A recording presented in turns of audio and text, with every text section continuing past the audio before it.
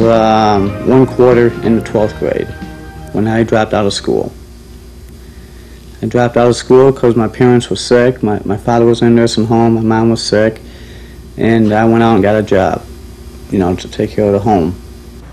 It was hard then when I was going to school, but I stuck in there until I got in 11th grade, and that's when I quit. I never really get no schooling when I was growing up, so I can't say I'm going back to school. I can say it's the first time for me, you know, just sitting around talking about picking up knowledge out of a book. It's an experience. It's a good one. As far as I can remember, I'd never seen anybody in my household as a child pick up a book. My mother had aunts. Nobody ever read. Most guys, it's really hard for them to break down and say, hey, I can't read, you know. I mean, most guys will not say it. I mean, they don't, you know, you try to put a big front on. And I sit there and, you know, I still put a front up. I try to put as much front up as I can. Even at work, I played it off, trying to read. Got by. I got people doing certain things for me by being nice.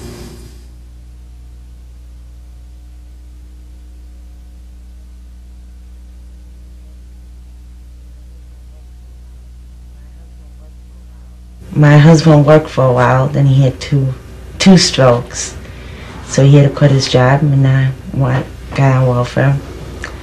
And the welfare sent us to the learning place. My mother passed, and then my sister passed. I work a part-time job. And when you don't work, you don't get paid. And have days off and holidays off, and it's hard to get a good paying job full time. You don't know how to read. But I still sit there and, you know, had to do it. I mean, for myself and for my family, you know, for my son. What if I got hurt on my job and I couldn't do, you know, manual labor anymore?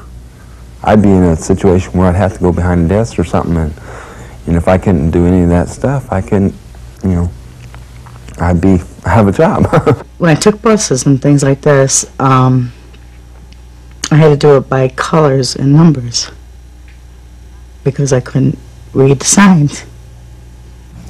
Let's see, I first thought about getting help for this problem when I was reading a book to my daughter, who was almost 4, and I read something in the book and she looked at me and said, "That's not what the book said."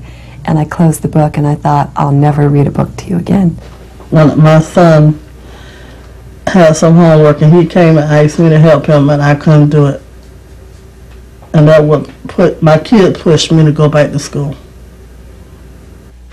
It's important to me to be able to write because that's part of life. You've got to know how to write and spell and read to, in this world, you just have to. It's just part of life. You've got to know how to do this.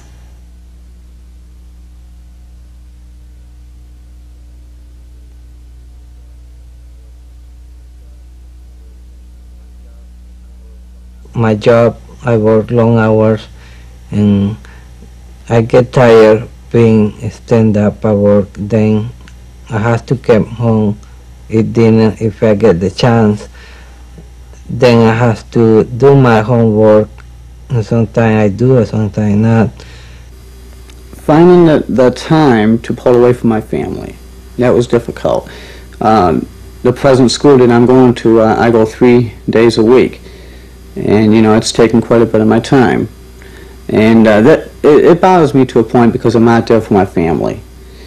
But I'm getting rewarded in the long run. You know, I'm getting my education. Being a single mom and having all these children, which I love my kids, but trying to go to school and being a mom and doing all the stuff I do every day, it's really hard. It's hard because I can't really put what I want on paper. And so when I learn to do that, then I think it'll get easier. I had butterflies in my stomach and I came a lot back. This is like the first time you walk or the first time you talk. You know, first time you drive a car or something, back up. It is that way. After I started getting into reading and writing, it seemed to get easier, a lot easier. And I was really surprised, you know, that I did it. I mean, that I could do it, you know. And I get all excited.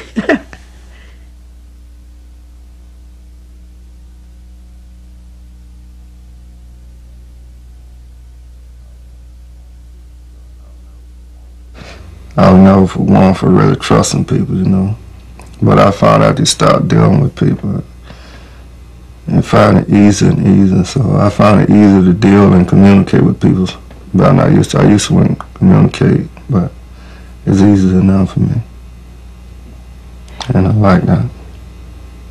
I'm a very shy person, you know, most of the time. I don't really talk that much, and I'm not a big talker, so I open up more now than I did before.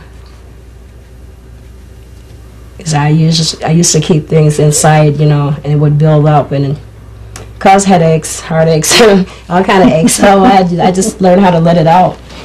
Since I learned to read, I can read my own mail.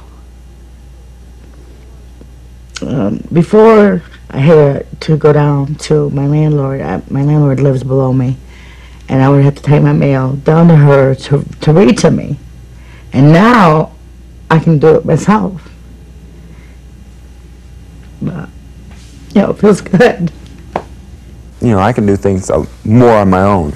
I mean, I was relying on my wife so much before I ever started this, you know, for everything, bills. If she would have died on me, I wouldn't know how to write a check to the power company. I wouldn't know how to write a check for...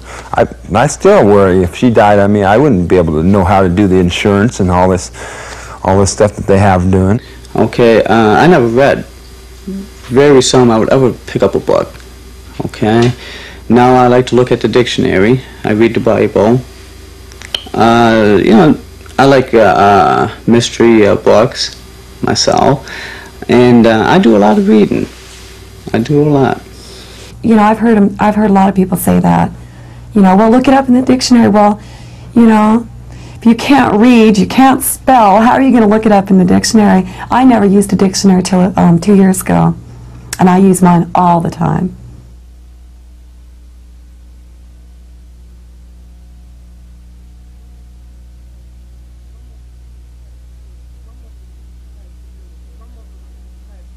My mother, she's the type you really just can't talk to her. If you talk to her, she's yelling at you. So put it on paper, and I let her read it, and she know how I feel. But I'll break the cycle for my kids by doing what I'm doing. And I'll be able to help them, and I know what the signs are. And if they have any problems, by me learning this stuff, I can help them get through school. I love my son. I teach him his address, his phone number, and stuff like that. I want him to go to school. I want him to enjoy school. I don't want to push him into things or anything like that, but I want him to learn more and more. My children are very proud of me. Even though they give me kisses, they give me hugs, and they're so happy.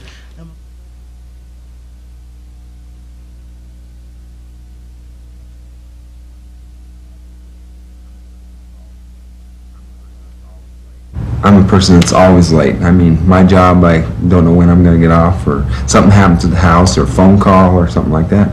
I mean, she's always been, you know, understanding of what happens, you know, in my life. Be their friend. I mean, if they have problems, you can talk it out with them or something. But don't look down at them. Be on their sides. And try to be more open with each other and understanding. Communication is a big thing. You got to be honest with each other.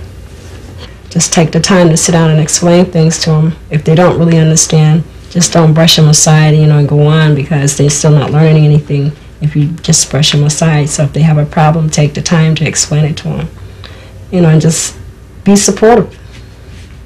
and she put little arms around me, around me, and that was important, because I would start crying, and she'll say, "It'll be all right." And it's not all work. It's not like in school, you go in there and you sit in a classroom and you work, and I mean, we have times where we laugh through class, so it's not just all serious. It's fun. And I wouldn't trade my tutor for nothing.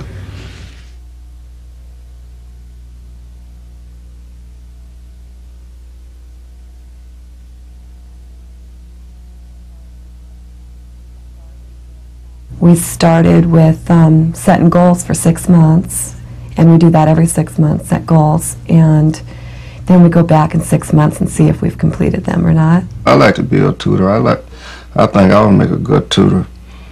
But you have to be willing to work with a person, and you have to understand. You have to understand where he's coming from or she's coming from. Because if you've never been there, then you don't know how to bring them from there. When I walk out of this school, I'm going to have a computer background and working on a computer. I'm going to have my GED. And God willing, I'll have me a better paying job than what I have in the past. And most of all, I will have the respect of my family. I've got it. I just needed the incentive to get going, and once you get me going, it's hard to get me stopped.